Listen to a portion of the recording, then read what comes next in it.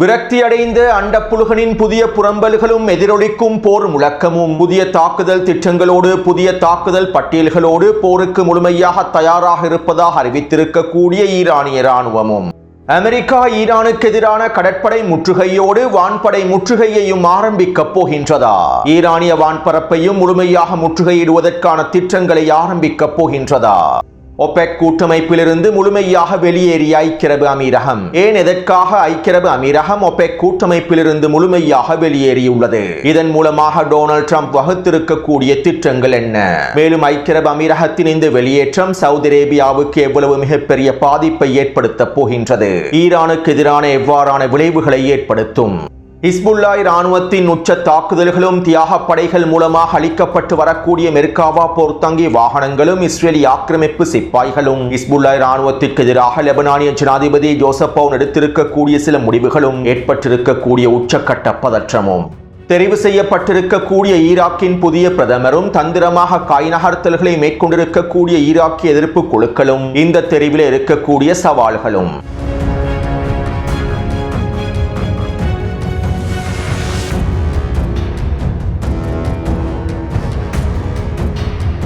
ஈரானுக்கு முழுமையான ஆதரவை வழங்கக்கூடிய ஈராக்கிய அரசாங்கத்திற்கு டொனால்ட் ட்ரம்பினுடைய நிர்வாகம் இறுதி எச்சரிக்கைகளை வழங்கியுள்ளது. மேலும் ஈராக்கிய அரசாங்கத்திற்கு சில நிபந்தனைகளையும் விதித்துள்ளது.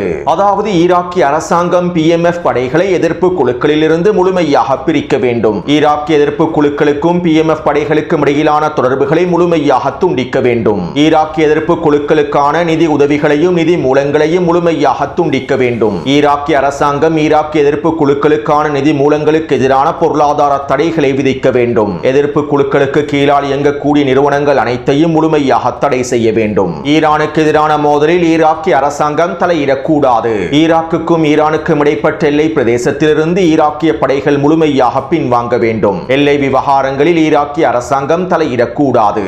அதே போன்று ஈரானின் ஆயுத பரிமாற்றல் வளங்களையும் முழுமையாக துண்டிக்க வேண்டும் என டொனால்ட் ட்ரம்பினுடைய நிர்வாகம் ஈராக்கிய அரசாங்கத்திற்கு இறுதி எச்சரிக்கைகளையும் நிபந்தனைகளையும் விதித்துள்ளது. மேலும் இந்த நிபந்தனைகள் வெளியிடப்பட்டதற்கு பின்பு இன்று காலை அமெரிக்க வெளியுறவுத்துறை அமைச்சகத்தினுடைய ஊடக பேச்சாளர் இவ்வாறு தெரிவித்தார். ஈரானோடு கூட்டணி வைத்திருக்கக்கூடிய ஈரானோடு ஒருங்கிணைப்புகளை மேற்கொண்டிருக்கக்கூடிய ஈராக்கில் இருக்கக்கூடிய எதிர்ப்பு குழுக்களை முழுமையாக அளிப்பதற்கு தேவையான அனைத்தையும் நாங்கள் மேற்கொள்வோம். எங்களுடைய நலன்களை பாதுகாப்பதற்காக ஈராக்குக்குள்ளே இருக்கக்கூடிய ஈரானுக்கு ஆதரவான பயங்கரவாத குழுக்களை நாங்கள் முழுமையாக முடிவுக்கு கொண்டு வருவோம். பயங்கரவாதிகளை தடுப்பதற்கு ஈராக்கிய அரசாங்கம் தவறிவிட்டது. மேலும் இதற்கான எல்லாவிதமான விளைவுகளையும் ஈராக்கிய அரசாங்கமே சுமக்க வேண்டும். ஈராக்கிய அரசாங்கத்தினுடைய நிலைப்பாடுக்கான உச்ச பொருளாதார தடைகளையும் நாங்கள் ஈராக்கின் மீது விதிப்போம். ஈராக்கிய எதிர்ப்பு குழுக்கள் அமெரிக்காவின் நலன்களுக்கு எதிராக மேற்கொண்ட தாக்குதல்களை ஈராக்கிய அரசாங்கம் தடுப்பதற்கு தவறிவிட்டது. மேலும் இந்த நிலைமை மீண்டும் தொடருவதற்கு நாங்கள் விடப்போவதில்லை. தற்போது ஈராக் மீதான அமெரிக்காவினுடைய கண்ணோட்டமும் நிலைப்பாடுகளும் மாறிவிட்டன. இதற்கமைவாக இனி வரக்கூடிய நாட்களில் ஈராக்கிய அரசாங்கத்திற்கு எதிரான உச்சக்கட்ட முடிவுகள் எடுக்கப்படும். மேலும் ஈரானுக்கு ஆதரவாக ஈராக்கிய அரசாங்கம் எடுக்கக்கூடிய ஒவ்வொரு முடிவுகளையும் தடுத்து நிறுத்துவதற்கான எல்லாவிதமான வேலை திட்டங்களையும் நாங்கள் மேற்கொள்வோம் என அமெரிக்க வெளியுறவுத்துறை அமைச்சகத்தினுடைய ஊடக பேச்சாளர் தெரிவித்துள்ளார். இப்படியான நிலைமையில் பல கட்ட பேச்சுவார்த்தைகளுக்கு பின்பு ஈராக்கினுடைய புதிய பிரதமர் வேட்பாளராக அலி அல் ஜெய்தி அவர்கள் தெரிவு செய்யப்பட்டுள்ளார். நூரி மாலிகி அவர்களே பிரதமர் பதவியில் அமர்த்தப்படுவதற்கான முன்மொழிவுகள் முன்வைக்கப்பட்டிருந்தன. பின்பு அடுத்த கட்டமாக நூரி மாலிகியினுடைய முழுமையான ஆதரவை பெற்றிருக்கக்கூடிய பஸ்ஸெம் அல் பத்ரி அவர்களை நிலைநிறுத்துவதற்கான முயற்சிகள் மேற்கொள்ளப்பட்டன. மேலும் பஸ்ஸெம் அல் பத்ரி அவர்களுக்காக நடைபெற்ற வாக்கெடுப்பில் அவர் பெரும்பான்மையை பெறவில்லை. ஒரு வாக்கினால் அவர் தெரிவு செய்யப்படுவதிலிருந்து பின்வாங்கப்பட்டார். இதைத் தொடர்ந்து கடந்த ஒரு வாரமாக ஈராக்கிய எதிர்ப்பு குழுக்களும் பாராளுமன்ற தேர்தலிலே வெற்றி பெற்றிருக்கக்கூடிய கூட்டணிகளும் ஒன்றிணைந்து பல தரப்பட்ட பேச்சுவார்த்தைகளை மேற்கொண்டிருந்தார்கள். மேலும் நேற்றைய தினம் ஈராக்கின் எதிர்ப்பு குழுக்களுடைய மிக முக்கியமான எதிர்ப்பு குழுவான PMF படைகளுடைய தலைவரின் கீழால் விசேட கலந்துரையாடல்கள் நடைபெற்றிருந்தன. இதைத் தொடர்ந்து நேற்றிரவு ஒரு தீர்க்கமான முடிவு எடுக்கப்பட்டது. அரசியல்வாதியாகவும் மிகப்பெரிய வியாபாரியாகவும் பொருளாதாரத்தில் நிபுணத்துவத்தை பெற்றிருக்கக்கூடிய நபராகவும் இருக்கக்கூடிய அலி அல் ஜெய்தி அவர்களை ஈராக்கினுடைய பிரதமராக தெரிவு செய்வதற்கான முடிவுகள் எடுக்கப்பட்டது. தேர்ந்தெடுக்கப்பட்டன. நூரி மாலிகி அவர்களை தெரிவு செய்தாலோ அல்லது பஸ்ஸம் அல் பத்ரி அவர்களை தெரிவு செய்தாலோ ஈராக்கினுடைய பொருளாதார நிலைமைகளை காரணம் காட்டி ஈராக்கிய மக்களை தூண்டி விடுவதற்கான முயற்சிகள் மேற்கொள்ளப்படுவதற்கான வாய்ப்புகள் அதிகமாகவே இருந்தன. அதாவது ஈராக் பொருளாதார நெருக்கடிகளுக்குள் சிக்கிக் கொண்டிருப்பதனால் தற்போதைய நிலைமையில் நூரி மாலிகி அல்லது பஸ்ஸம் அல் பத்ரி அவர்கள் தெரிவு செய்யப்பட்டால் ஈராக்கினுடைய பொருளாதாரம் வீழ்ச்சியை நோக்கி நகர்ந்துவிடும் என்கின்ற சிந்தனைகளை ஈராக்கிய மக்கள் மத்தியில் விதைத்து ஈராக்கிய மக்களை ஈராக்கிய அரசாங்கத்திற்கு எதிராக போராட்டங்களையும் ஆர்ப்பாட்டங்களையும் மேற்கொள்வதற்கு தூண்டிவிடுவதற்கான முயற்சிகள் மேற்கொள்ளப்பட்டிருந்தன. அமெரிக்கா மற்றும் மேற்குலக நாடுகளே இந்த முயற்சிகளையும் மேற்கொண்டிருந்தன. இதன் விளைவாகவே தற்போது ஈராக்கினுடைய உள்நாட்டு பொருளாதாரங்களை முழுமையாக கவனம் செலுத்தும் வகையிலும் ஈராக்கிய மக்களுடைய பொருளாதார தேவைகளை நிறைவேற்றும் வகையிலும் புதிய பிரதமர் தெரிவு செய்யப்பட வேண்டும் என்றும் அதே நேரம் ஈராக் எதிர்ப்பு குழுக்களுக்கு முழுமையான ஆதரவை வழங்கக்கூடிய வேலை திட்டங்கள் மேற்கொள்ளப்பட வேண்டும் என்பதற்காகவும் தற்போது அலி அல் ஜெய்தி அவர்களை தெரிவு செய்திருப்பதாக தெரிவிக்கப்படுகின்றது. இன்னும் தெளிவாக குறிப்பிடுவதாக இருந்தால் நூரி மாலிகி அவர்களும் பஸ்ஸம் அல் பத்ரி அவர்களும் பிரதமர் பதவியில் அமர்த்தப்பட போகும் அலி அல் ஜெய்தி அவர்களுக்கு முழுமையான வழிகாட்டுதல்களை வழங்குவதற்காக வேலை திட்டங்களை மேற்கொள்வார்கள். மேலும் அலி அல் ஜெய்தி அவர்களுடைய தலைமையில் ஈராக் எதிர்ப்பு குழுக்களுக்கான முழுமையான ஆதரவும் மறைமுகமாக வழங்கப்படும் என்றும் தெரிவிக்கப்படுகின்றது. PMF தலைவருடைய தலைமைக்கு கீழாலேயே இந்த பேச்சுவார்த்தைகள் மேற்கொள்ளப்பட்டு ஒரு தீர்க்கமான முடிவு எடுக்கப்பட்டிருப்பதனால் அலி அல் ஜெய்தி அவர்களை பயன்படுத்தி ஈராக் எதிர்ப்பு குழுக்களும் ஈராக்கிய கூட்டணிகளும் ஒரு தந்திரமான காய் நகர்த்தல்களை மேற்கொண்டுள்ளார்கள் என்பதனை எங்களுக்கு தெளிவாக புரிந்து கொள்ள முடியும். இருப்பினும் இந்த தெரிவில் சவால்கள் இல்லாமலும் இல்லை. பொருளாதார ரீதியாக நிபுணத்துவம் பெற்றிருக்கக்கூடிய அரசியல்வாதியாகவும் மிகப்பெரிய வியாபாரியாகவும் திகழக்கூடிய அலி அல் ஜெய்தி அவர்கள் நூரி மாலிகியை போன்றோ பஸ்ஸம் அல் பத்ரியை போன்றோ பலமானவர் அல்ல. நூரி மாலிகி அவர்களும் பஸ்ஸம் அல் பத்ரி அவர்களும் இவர்களுக்கு முழுமையான வழிகாட்டுதல்களை வழங்கினாலும் எதிர்ப்பு குழுக்களுக்கு ஆதரவான முடிவுகளை எடுப்பதில் தாமதங்கள் ஏற்படலாம் என்றும் ஈராக்கிய ஆய்வாளர்கள் கருத்துக்களை வெளியிட்டுள்ளார்கள். மேலும் இது ஈராக்கிய களத்தினுடைய சவாலாக இருக்கும் என்றும் தெரிவிக்கப்படுகின்றது. அடுத்து இஸ்ரேலிய ஆக்கிரமிப்பு தெற்கு லெபனான் பிரதேசத்திலே தொடர்ச்சியான தாக்குதல்களை மேற்கொண்டு வருகின்றது. அதிலும் குறிப்பாக தெற்கு லெபனான் கிராமங்களையும் நகரங்களையும் முழுமையாக தரைமட்டமாக்கக்கூடிய காப்பெட் குண்டு தாக்குதல்களை தொடர்ச்சியாக மேற்கொண்டு வருகின்றது. இதற்கமைவாக தெற்கு லெபனான் பிரதேசத்தில் இருக்கக்கூடிய மக்களை முழுமையாக வெளியேறுமாறும் கட்டளைகளை வெளியிட்டு வருகின்றது. லிட்டானி நதிக்கு தெற்கு பிரதேசத்தில் இருக்கக்கூடிய சிவப்பு நிறத்தினால் காண்பிக்கப்பட்டிருக்கக்கூடிய 17க்கும் அதிகமான கிராமங்களில் இருந்தும் நகரங்களில் இருந்தும் லெபனானிய மக்கள் முழுமையாக மஞ்சள் நிறத்தினால் காண்பிக்கப்பட்ட இருக்கக்கூடிய பிரதேசத்தை நோக்கி இடம்பெயர்ந்து விட வேண்டும் என கட்டளைகளை பிறப்பித்துள்ளது. மேலும் குறித்த கிராமங்களிலே துண்டு பிரசுரங்களையும் வீசியுள்ளது. கடந்த 4 நாட்களாக தெற்கு லெபனான் பிரதேசத்தில் இருக்கக்கூடிய மக்கள் தொடர்ச்சியாக வெளியேறி வருகின்றார்கள். இஸ்ரேலிய ஆக்கிரமிப்பின் இந்த எச்சரிக்கைகளுக்கு பின்பு குறித்த பகுதியில் இருக்கக்கூடிய அதிகளவான மக்கள் வெளியேறி இருப்பதாகவும் தெரிவிக்கப்படுகின்றது. மேலும் இன்றிரவு அல்லது நாளை காலைக்குள் குறித்த பிரதேசத்தை தரைமட்டமாக்குவதற்கான கிராமங்களை தரைமட்டமாக்குவதற்கான காப்பெட் குண்டு தாக்குதல்களை இஸ்ரேலிய ஆக்கிரமிப்பு மேற்கொள்ளப் போவதாகவும் இஸ்ரேலிய ஆக்கிரமிப்பு ஊடகங்கள் செய்திகளில் குறிப்பிட்டுள்ளன. அத்தோடு ஹிஸ்புல்லா இராணுவத்திற்கும் லெபனானிய ஜனாதிபதி ஜோசப் அவுனுக்கும் இடையிலான முருகல் நிலையானது உச்சக்கட்டத்தை அடைந்துள்ளது. இதன் விளைவாக தற்போது ஜோசப் அவுன் ஹிஸ்புல்லா இராணுவத்தினுடைய ஆயுத பரிமாற்றங்களை தடுத்து நிறுத்துவதற்காக சில முடிவுகளை எடுத்துள்ளார். அதாவது லெபனானுக்குள்ளே ஆயுத பரிமாற்றங்களை மேற்கொள்வதற்காக ஹிஸ்புல்லா இராணுவத்தினர் பயன்படுத்தக்கூடிய பாதைகளிலும் லெபனானுக்கும் சிரியாவுக்கும் இடையில் இருக்கக்கூடிய பாதைகளிலும் அதிகளவான இராணுவத்தினை குவித்துள்ளார். ஹிஸ்புல்லா இராணுவத்தினர் பல தந்திரமான வழிமுறைகளை பயன்படுத்தி சில ரகசியமான வழிமுறைகளை பயன்படுத்தி சிரியா வழியாக ஆயுத பரிமாற்றத்தை மேற்கொள்கின்றார்கள். மேலும் இவ்வாறு ஆயுத பரிமாற்றத்தை மேற்கொள்ளக்கூடிய லெபனானிய பாதைகளையே தற்போது லெபனானினுடைய ஜோசப் அவுன் முற்றுகையிட்டுள்ளார். அதிகளவான இராணுவத்தினை குறித்த பாதைகளில் களமிறக்கி சோதனை நடவடிக்கைகளையும் ஆரம்பித்துள்ளார். ஹிஸ்புல்லாவுக்கான ஆயுத பரிமாற்றத்தை தொடர்ச்சியாக தடுத்து நிறுத்தும் நோக்கத்தோடுமே இந்த முடிவுகளை ஜோசப் அவுன் எடுத்திருப்பதாக தெரிவிக்கப்படுகின்றது. அதாவது அமெரிக்காவினுடைய திட்டங்களுக்கு அமைவாக இஸ்ரேலிய ஆக்கிரமிப்பினுடைய திட்டங்களுக்கு அமைவாக ஜோசப் அவுன் ஹிஸ்புல்லா இராணுவத்தோடு நேரடியாக மோதுவதற்கான வேலை திட்டங்களை மேற்கொள்கின்றார். ஜோசப் அவுன் எடுத்திருக்கக்கூடிய இந்த முடிவுகள் ஹிஸ்புல்லா இராணுவத்தினை நேரடியாக சீண்டக்கூடிய முடிவுகளாகும். மேலும் இது உள்நாட்டு போரை ஏற்படுத்துவதற்கான முடிவுகளாகும். எனவே தற்போது லெபனானிய களத்தில் உச்சகட்ட பதற்றம் ஏற்பட்டுள்ளது. ஹிஸ்புல்லாவினுடைய ஆயுத பரிமாற்றத்தை தடுத்து நிறுத்துவதற்காக ஜோசப் அவுன் இவ்வாறான வேலை திட்டங்களை மேற்கொள்வது ஹிஸ்புல்லா இராணுவத்தினுடைய கோபத்தையும் அதிகப்படுத்தியுள்ளது. இதன் விளைவாக இனி வரக்கூடிய நாட்களில் ஹிஸ்புல்லா இராணுவத்தினர் யாரும் எதிர்பார்க்காத பல முடிவுகளை எடுப்பதற்கான வாய்ப்புகள் இருப்பதாக லெபனானிய அரசியல் ஆய்வாளர்கள் கருத்துக்களை வெளியிட்டுள்ளார்கள்.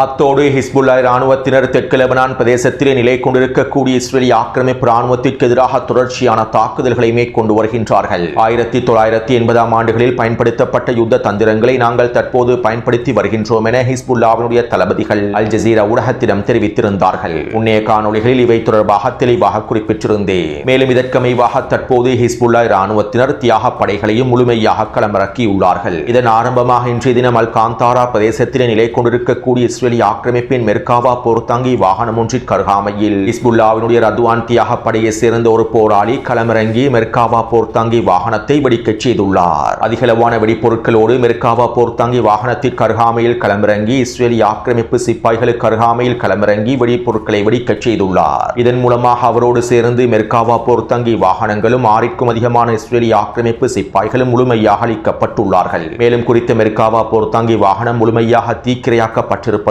உறுதி செய்யப்பட்டுள்ளது. மேலும் இந்த தாக்குதலை தொடர்ந்து குறித்த பிரதேசத்தில் இருக்கக்கூடிய இஸ்ரேலிய ஆக்கிரமிப்பு ராணுவம் பின்வாங்கி இருப்பதாக தெரிவிக்கப்படுகின்றது. கிட்டத்தட்ட 1.5 கிலோமீட்டர் வரையில் இஸ்ரேலிய ஆக்கிரமிப்பின் கவச படைப்பிரிவுகள் பின்வாங்கியுள்ளன. குறித்த பகுதியினூடாக முன்னேறி சென்றால் மெர்காவா போர்த்தாங்கி வாகனங்களை அளிப்பதற்கு ஹிஸ்புல்லா போராளிகள் களமிறங்கலாம் என்றும் அவர்களுடைய தியாக படைகளினால் இழப்புகள் அதிகரித்து விடலாம் என்றும் இஸ்ரேலிய ஆக்கிரமிப்பு ராணுவம் பின்வாங்கி இருப்பதாகவே இஸ்ரேலிய ஊடகங்கள் தெரிவித்துள்ளன.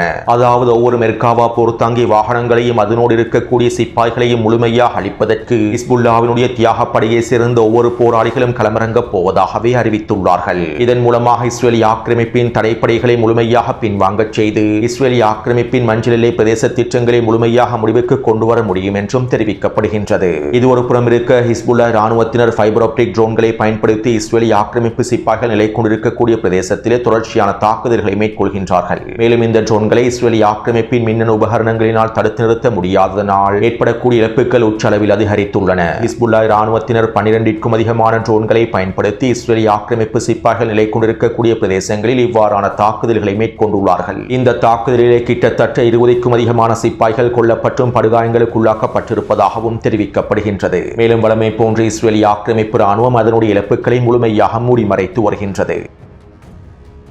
அடுத்து ஐக்கிய அரபு அமீரகம் மத்திய கிழக்கு பிராந்தியத்திற்கே அதிர்ச்சியூட்டக்கூடிய அறிவிப்புகளை வெளியிட்டிருந்தது. நாங்கள் ஒபெக் கூட்டமைப்பிலிருந்து முழுமையாக வெளியேறிவிட்டோம். வருகின்ற மே மாதம் 1ஆம் திகதியிலிருந்து நாங்கள் ஒபெக் கூட்டமைப்பிலே இருக்கப் போவதில்லை. மேலும் ஒபெக் கூட்டமைப்புக்கும் எங்களுக்கும் இடையிலான தொடர்புகளை நாங்கள் முழுமையாக துண்டித்து விடுகின்றோம் என ஐக்கிய அரபு அமீரகம் அறிவித்துள்ளது. எண்ணெய் உற்பத்தி நாடுகளை உள்ளடக்கிய கூட்டமைப்பே ஒபெக் கூட்டமைப்பாகும். இந்த ஒபெக் கூட்டமைப்பினுடைய 3வது மிகப்பெரிய உற்பத்தியாளராகவே ஐக்கிய அரபு அமீரகம் காணப்படுகின்றது. மேலும் ஒபெக் கூட்டமைப்பு செயற்படுத்தப்படுவதன் மூலமாகவே சர்வதேச சந்தையில் எண்ணெய் விநியோகத்தினுடைய எண்ணெய் வர்த்தகத்தினுடைய சமநிலையானது பேணப்படுகின்றது. சர்வதேச ரீதியில் ஒரு நாளைக்கு எவ்வளவு எண்ணெய் உற்பத்தி செய்யப்பட வேண்டும் என்பதனை தீர்மானிப்பதிலும் எண்ணெயினுடைய விலையை தீர்மானிப்பதிலும் அடுத்த கட்ட எதிர்கால நகர்வுகள் தொடர்பாக தீர்மானிப்பதிலும் ஒபெக் கூட்டமைப்பானது முக்கிய இடத்தை பிடித்துள்ளது. இப்படியான நிலைமையிலேயே தற்போது ஒபெக் கூட்டமைப்பிலிருந்து ஐக்கிய அரபு அமீரகம் வெளியேறியுள்ளது. இவ்வாறு ஐக்கிய அரபு அமீரகம் ஒபெக் கூட்டமைப்பிலிருந்து வெளியேறி இருப்பதனால் இதற்கு பிறகு ஒபெக் கூட்டமைப்பினுடைய நிபந்தனைகளுக்கு ஐக்கிய அரபு அமீரகம் கட்டுப்படாது. ஒபெக் கூட்டமைப்பினுடைய உற்பத்தி ஒதுக்கீடுகளுக்கும் கட்டுப்படாது. இதன் விளைவாக ஐக்கிய அரபு அமீரகம் அதிகளவான எண்ணெய் உற்பத்தியை மேற்கொள்ளும். ஐக்கிய அரபு அமீரகம் யாருக்கும் கட்டுப்படாமல் அது நினைத்தவாறு எண்ணெய் உற்பத்தியை தொடர்ச்சியாக மேற்கொள்ளும். தற்போது ஹெர்முஸ் ஜலசந்தி பிரதேசமானது முழுமையாக இழுத்து மூடப்பட்டிருப்பதனால் வரலாற்றிலேயே மிகப்பெரிய எண்ணெய் விநியோக தடை ஏற்பட்டுள்ளது. உலகளாவிய எண்ணெய் விநியோகத்தில் ஒரு நாளைக்கு மாத்திரம் 10 மில்லியன் எண்ணெய் பீப்பாய்கள் குறைவடைந்துள்ளன. எனவே இப்படியான நிலைமையில் ஒபெக் கூட்டமைப்பிலிருந்து ஐக்கிய அரபு அமீரகம் முழுமையாக வெளியேறி டொனால்ட் ட்ரம்பினுடைய திட்டத்தினை நடைமுறைப்படுத்துவதற்கு முயற்சி செய்கின்றது. சுருக்கமாக குறிப்பிடுவதாக இருந்தால் தற்போது எண்ணெய் விலையானது அதிகரித்துக் கொண்டே செல்கின்றது. ஈரானுக்கு எதிரான தாக்குதல்கள் மேற்கொள்ளப்படாவிட்டாலும் ஹெர்முஸ் ஜலசந்தி பிரதேசம் முழுமையாக இழுத்து மூடப்பட்டிருப்பதனால் எண்ணெய் விலையானது அதிகரித்துக் கொண்டே செல்கின்றது. மேலும் இந்த எண்ணெய் விலையேற்றத்தினை டொனால்ட் ட்ரம்பினால் தடுத்து நிறுத்த முடியவில்லை. ஹெர்முஸ் ஜலசந்தி பிரதேசத்தை திறக்கவும் முடியவில்லை. மேலும் இந்த எண்ணெய் வெளியேற்றமானது அமெரிக்காவின் பொருளாதாரத்தில் அமெரிக்க மக்களிடையே மிகப்பெரிய தாக்கத்தை ஏற்படுத்துகின்றது. சர்வதேச ரீதியில் மிகப்பெரிய பொருளாதார நெருக்கடியை ஏற்படுத்தி வருகின்றது. இதனால் ஈரானுக்கான அழுத்தங்களை வழங்க முடியாத நிலைமை ஏற்பட்டுள்ளது. இதனை பயன்படுத்தி ஈரான் ஒட்டுமொத்த மேற்குலக நாடுகளுக்கு முற்றழுத்தங்களை வழங்கி வருகின்றது. எண்ணெய் வெளியேற்றமானது ஈரானினால் பொருளாதார ரீதியாக அமெரிக்காவுக்கும் ஏனைய மேற்குலக நாடுகளுக்கும் வழங்கக்கூடிய மிக முக்கியமான அழுத்தமாகும். எனவே இந்த அழுத்தத்தினை குறைக்க வேண்டுமாக இருந்தால் தற்போது எண்ணெய் வெளியேற்றத்தினை ஓரளவு ஓரளவாவது குறைக்க வேண்டுமாக இருந்தால் சர்வதேச ரீதியில் எண்ணெய் விநியோகத்தினை அதிகரிக்க வேண்டும். எனவே தற்போதைய நிலைமையில் ஒபெக் கூட்டமைப்பிலிருந்து ஐக்கிய அரபு அமீரகம் முழுமையாக வெளியேறுவதன் மூலமாக ஐக்கிய அரபு அமீரகம் அதிகளவான எண்ணெய் உற்பத்தியை மேற்கொள்ள முடியும். மேலும் அதிகளவான எண்ணெய் உற்பத்தியை மேற்கொண்டு சர்வதேச ரீதியில் ஏற்றுமதி செய்ய முடியும். ஒபெக் கூட்டமைப்பிலிருந்து வெளியேறி இருப்பதனால் ஒபெக் கூட்டமைப்பினுடைய முடிவுகளுக்கு கட்டுப்பட தேவையில்லை. ஒரு நாளைக்கு இத்தனை பீப்பா எண்ணெய்களை தான் உற்பத்தி செய்ய வேண்டும் என்கின்ற ஒபெக் கூட்டமைப்பினுடைய முடிவுகளுக்கு கட்டுப்பட தேவையில்லை. எனவே இவ்வாறு ஐக்கிய அரபு அமீரகம் ஒபெக் கூட்டமைப்பிலிருந்து வெளியேறி இருப்பதனால் அதிகளவான எண்ணெய் உற்பத்தியை மேற்கொள்வதனால் தற்போதைய சூழ்நிலையில் சர்வதேச சந்தையில் எண்ணெயினுடைய விநியோகம் அதிகரிக்கும். இதன் விளைவாக தற்காலிகமாக எண்ணெய் வெளியேற்றத்தினை ஓரளவு குறைக்க முடியும். ஹெர்மோஸ் ஜலசந்தி பிரதேசம் முழுமையாக இழுத்து மூடப்பட்டிருப்பதனால் ஏற்பட்டிருக்கக்கூடிய பொருளாதார அழுத்தத்தை குறைப்பதற்கும் எண்ணெய் வெளியேற்றத்தினை குறைப்பதற்கும் எண்ணெய் விநியோகத்தை அதிகரிப்பதற்கும் டொனால்ட் ட்ரம்பினால் திட்டமிட்டு மேற்கொள்ளப்பட்டிருக்கக்கூடிய நகர்வாகவே ஐக்கிய அரபு அமீரகத்தினுடைய இந்த முடிவு பார்க்கப்படுகின்றது. அத்தோடு டொனால்ட் ட்ரம்ப் ஐக்கிய அரபு அமீரகத்தை பயன்படுத்தி இந்த காய் நகர்த்தல்களை மேற்கொள்வதற்கு சில காரணங்களும் இருக்கின்றன. அதாவது ஐக்கிய அரபு அமீரகம் அதிகளவான எண்ணெய் உற்பத்தியை மேற்கொண்டு அதனை விநியோகம் செய்வதற்காக ஹெர்மோஸ் ஜலசந்தி பிரதேசத்தினை பயன்படுத்தாமல் ஐக்கிய அரபு அமீரகத்தின் தெற்கு பிரதேசத்தில் இருக்கக்கூடிய துறைமுகங்களை பயன்படுத்த முடியும். குறித்த வரைபடத்தில் இலக்கம் 1 குறிப்பிடப்பட்டிருக்கக்கூடிய துறைமுகம் ஐக்கிய அரபு அமீரகத்தின் கோர்ஃபகான் துறைமுகமாகும். இலக்கம் 2 குறிப்பிடப்பட்டிருக்கக்கூடிய துறைமுகம் ஃபுஜைரா துறைமுகமாகும். இந்த 2 துறைமுகங்களும் ஹெர்மோஸ் ஜலசந்தி பிரதேச தள்ளியே காணப்படுகின்றன. ஈரான் கட்டுப்படுத்தக்கூடிய ஹெர்மோஸ் ஜலசந்தி பிரதேசத்திற்குள்ளே இந்த துறைமுகங்கள் காணப்படுவதில்லை. எனவே தற்போது ஐக்கிய அரபு அமீரகம் இலக்கம் 3 காண்பிக்கப்பட்டிருக்கக்கூடிய அப்சான் எண்ணெய் உற்பத்தி தளத்திலிருந்து ஃபுஜைரா துறைமுகத்தை நோக்கியும் கோர்ஃபகான் துறைமுகத்தை நோக்கியும் எண்ணெயை பாய்ச்ச வேண்டும். மேலும் இதற்காக ஐக்கிய அரபு அமீரகத்திற்குள்ளேயே குழாய்களும் காணப்படுகின்றன. இருப்பினும் ஈரானிய தாக்குதலினால் இந்த குழாய்கள் சேதமடைந்துள்ளன. எனவே தற்போது இந்த குழாய்களை அவசரமாக மீள கட்டமைத்து மேலும் இன்னும் தரைவழி வழிமுறைகளை பயன்படுத்தி இலக்கம் 3 குறிப்பிடப்பட்டிருக்கக்கூடிய ஐக்கிய அரபு அமீரகத்தின் எண்ணெய் உற்பத்தி தளங்களிலிருந்து இலக்கம் 1 மற்றும் 2 குறிப்பிடப்பட்டிருக்கக்கூடிய கோர்ஃபகான் துறைமுகத்தை நோக்கியும் ஃபுஜைரா துறைமுகத்தை நோக்கியும் எண்ணெய்களை நகர்த்த வேண்டும். இதற்கு பின்பு குறித்த துறைமுகத்திலிருந்து எண்ணெய் விநியோகத்தை மேற்கொள்ள வேண்டும். இதற்கான முயற்சிகளையே தற்போது ஐக்கிய அரபு அமீரகம் மேற்கொள்ளப் போகின்றது. அத்தோடு ஹெர்மோஸ் ஜலசந்தி பிரதேசத்தோடு சம்பந்தப்படாத ஐக்கிய அரபு அமீரகத்தின் இந்த தெற்கு துறைமுகங்களை பயன்படுத்தி அதிகளவான எண்ணெய்களை விநியோகம் செய்வதற்காகவும் ஏற்றுமதி செய்வதற்காகவுமே தற்போது ஐக்கிய அரபு அமீரகம் ஒபெக் கூட்டமைப்பிலிருந்து வெளியேறியுள்ளது. டொனால்ட் ட்ரம்பினுடைய திட்டங்களுக்கு அமைவாக வழிகாட்டுதலுக்கு அமைவாகவே ஐக்கிய அரபு அமீரகம் இந்த முடிவுகளை எடுத்துள்ளது. அத்தோடு ஐக்கிய அரபு அமீரகம் ஒபெக் கூட்டமைப்பிலிருந்து முழுமையாக வெளியேறி இருப்பது ஈரானை விட அதிகளவாக சவுதி அரேபியாவுக்கே மிகப்பெரிய பாதிப்பை ஏற்படுத்தப் போகின்றது. சவுதி அரேபியாவை ஒபெக் கூட்டமைப்பை வழிநடத்தக்கூடிய மிக முக்கியமான தலைமையாக காணப்படுகின்றது. மேலும் இவ்வாறு ஐக்கிய அரபு அமீரகம் ஒபெக் கூட்டமைப்பிலிருந்து வெளியேறி சர்வதேச ரீதியில் எண்ணெய் விநியோகத்தை மேற்கொள்வது சவுதி அரேபியாவினுடைய எண்ணெய் விநியோகத்திற்கு மிகப்பெரிய தடையாக மாறிவிடும். ஏற்கனவே யார் மிகப்பெரிய அடிமை என்கின்ற போட்டி சவுதி அரேபியாவுக்கும் ஐக்கிய அரபு அமீரகத்திற்கும் காணப்படுகின்றன. மேலும் தற்போது ஐக்கிய அரபு அமீரக அடிமைகள் எடுத்திருக்கக்கூடிய முடிவுகள் சவுதி அரேபிய அடிமைகளை பாதிக்கப் போகின்றன. இதனால் சவுதி அரேபியாவும் ஐக்கிய அரபு அமீரகத்திற்கு எதிராக முடிவுகளை எடுப்பதற்கான வாய்ப்புகள் இருப்பதாக தெரிவிக்கப்படுகின்றது. அத்தோடு ஐக்கிய அரபு அமீரகத்தின் இந்த வேலை திட்டங்கள் வெற்றி அளித்தால் தெற்கு பகுதியில் இருக்கக்கூடிய துறைமுகத்தை பயன்படுத்தி எண்ணெய் விநியோகத்தை மேற்கொண்டால் சர்வதேச ரீதியில் எண்ணெய் வெளியேற்றமானது படிப்படியாக குறையும், தற்காலிகமாக குறையும். மேலும் இவ்வாறு எண்ணெய் வெளியேற்றம் தற்காலிகமாக குறைவது ஈரானினுடைய ஹெர்மோஸ் ஜலசந்தி முற்றுகையிலும் தாக்கத்தை ஏற்படுத்தும். இருப்பினும் ஒப்பீட்டளவில் ஐக்கிய அரபு அமீரகத்தினுடைய இந்த முடிவுகள் ஈரானை விட சவுதி அரேபியாவையே பாதிக்கப் போகின்றது. அதே நேரம் இந்த சந்தர்ப்பத்தில் ஈரானிய ராணுவத்தினர் ஐக்கிய அரபு அமீரகத்தினுடைய ஃபுஜைரா மற்றும் கோர்ஃபகான் துறைமுகங்கள் இறக்க வைத்து தாக்குதல்களை மேற்கொண்டால் டொனால்ட் ட்ரம்பினுடைய ஒட்டுமொத்த திட்டங்களும் தவிடுபடியாகிவிடும். சுருக்கமாக குறிப்பிடுவதாக இருந்தால் ஈரான் 2 ட்ரோன்களை பயன்படுத்தி 2 ஏவுகணைகளை பயன்படுத்தி டொனால்ட் ட்ரம்பினுடைய ஐக்கிய அரபு அமீரகத்தினுடைய இந்த திட்டங்களை முழுமையாக முடிவுக்கு கொண்டு வர முடியும். எனவே ஈரான் இந்த முடிவுகளை எடுப்பதற்கான வாய்ப்புகள் அதிகமாகவே இருக்கின்றன. டொனால்ட் ட்ரம்பினுடைய இந்த திட்டமானது சாதகமாக நடைபெறுமாக இருந்தால் அவற்றை தடுத்து நிறுத்துவதற்காக ஈரான் நிச்சயமாக இந்த தாக்குதல்களை மேற்கொள்ளும். எனவே நாம் பொறுத்திருந்து பார்ப்போம். அடுத்து தற்போதைய நிலைமையில் ஏற்பட்டிருக்கக்கூடிய முட்டுக்கட்டையை உடைப்பதற்காக டொனால்ட் ட்ரம்ப் தன்னுடைய ஆலோசகர்களோடு கடுமையான விவாதங்களை மேற்கொண்டு வருவதாகவும் ஈரானை அடிப்பணிய வைப்பதற்காக சரணடைய வைப்பதற்கான அடுத்த கட்ட தாக்குதல்களை மேற்கொள்வது தொடர்பான வீரியமான பேச்சுவார்த்தைகளை மேற்கொண்டு வருவதாகவும் பல தகவல்கள் வெளியாகியுள்ளன. உண்மையிலேயே டொனால்ட் ட்ரம்ப் விரக்தியடைந்து ஈரானை அடிப்பணிய வைப்பதற்கு என்ன செய்வதென்று தெரியாமல் திகைத்துக் கொண்டிருக்கின்றார். மேலும் டொனால்ட் ட்ரம்பினுடைய இந்த விரக்தி அவருடைய கருத்துக்களிலேயே வெளிப்படுத்தப்பட்டுள்ளன.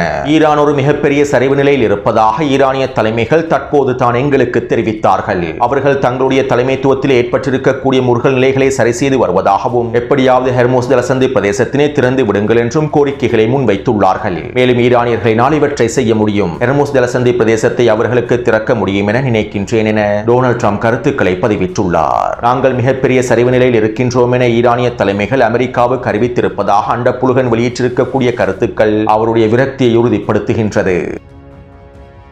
அடுத்து அமெரிக்கா ஈரானுக்கு எதிரான கடற்படை முற்றுகையோடு வான்படை முற்றுகையையும் நடைமுறைப்படுத்துவதற்கு தயாராகி வருவதாக ஈரானிய உளவுத்துறையினர் மதிப்பிட்டுள்ளார்கள். டொனால்ட் ட்ரம்பினுடைய நிர்வாகம் அடுத்த கட்டமாக ஈரானினுடைய வான்பரப்பை முழுமையாக முற்றுகையிடுவதற்கே திட்டமிட்டு வருகின்றது. இன்னும் சில நாட்களுக்குள் இந்த முற்றுகை அறிவிக்கப்படுவதற்கான வாய்ப்புகள் இருப்பதாகவே ஈரானிய உளவுத்துறையினர் மதிப்பிட்டுள்ளார்கள். அதாவது ஈரானுக்கு எதிரான உச்சழுத்தங்களை வழங்கும் நோக்கத்தோடே டொனால்ட் ட்ரம்பினுடைய நிர்வாகம் ஈரானின் வான்பரப்பையும் முற்றுகையிடப் போகின்றது. இப்படியான நிலைமையில் ஈரானிய ராணுவத்தினுடைய ஊடக பேச்சாளர் இவ்வாறு தெரிவித்தார். நாங்கள் போருக்கு முழுமையாக தயாராக இருக்கின்றோம். எங்களுடைய இலக்குகளை நாங்கள் முழுமையாக புதுப்பித்துள்ளோம். புதிய வழிமுறைகளை, தந்திரோபாயங்களை, முறைகளை பயன்படுத்தி தாக்குதல்களை மேற்கொள்வதற்கான எல்லா விதமான திட்டங்களையும் முடித்துவிட்டோம். புதிய தாக்குதல்களுக்கு தேவையான நவீன ஆயுதங்களையும் புதிய உபகரணங்களையும் இராணுவ தளவாடங்களையும் நாங்கள் தயாரித்து விட்டோம். எதிரியினுடைய அடுத்த கட்ட தாக்குதல்களுக்கு உச்ச பதிலடிகளை வழங்குவதற்கு தயாராகிவிட்டோம். மேலும் எதிரியினுடைய அடுத்த கட்ட தாக்குதல்களில் சம்பந்தப்படக்கூடிய எதிரியினுடைய நண்பர்களுக்கும் உச்ச பதிலடிகளை வழங்குவதற்கு நாங்கள் முழுமையாக தயாராகிவிட்டோம் என குறிப்பிட்டுள்ளார். எனவே ஈரான் முழுமையாக போருக்கு தயாராக இருக்கின்றது. மத்திய கிழக்கு பிராந்தியம் முழுவதும் போர் முழக்கம் எதிரொலிக்கின்றது. எனவே இந்த காணொளி தொடர்பான கருத்துக்களை பதிவிடுங்கள். தொடர்ந்து என்னுடன் இணைந்திருங்கள். நன்றி, வணக்கம்.